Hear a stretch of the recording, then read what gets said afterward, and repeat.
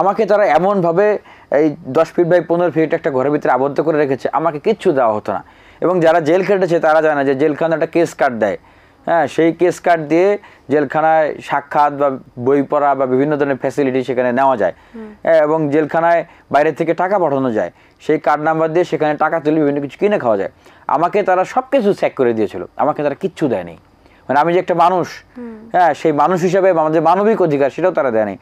একবার এক কারারক্ষী আসলেন, এসে ওখানে যারা ছিল সকাল বিকাল তাদেরকে 2 ঘন্টা করে ছেড়ে দেওয়া হতো সূর্যমুখী নিচে, কারণ ওটা খুব সেন্সিটিভ। ওই বিল্ডিংটাই নামেই মানে একটা আতঙ্ক।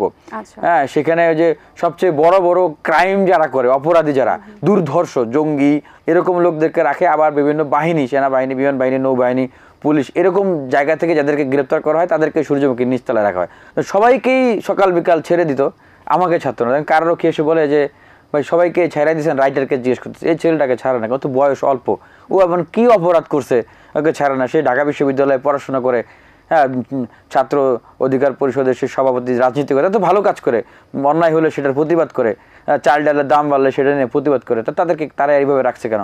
হ্যাঁ, তো উনি দেখতেছে যে আমার তারপরেও সে ছাড়তেছে না। আমি বলতেছে যে ভাই সে তো মানুষ না, সে কোনো পশু, তারা এইভাবে করে রাখতেছেন। তো সেই মানে কারারক্ষীর চোখ দিয়ে পানি চলে আসছে, সে কিন্তু কারাগারে দায়িত্ব পালন করতেছে। তখন তাকে রাইটার বলতেছে যে ভাই আপনি বেশি খাতির করতে যায়েন না, তাকে বেশি খাতির করতে গেলে আপনার কিন্তু চাকরি থাকবে না।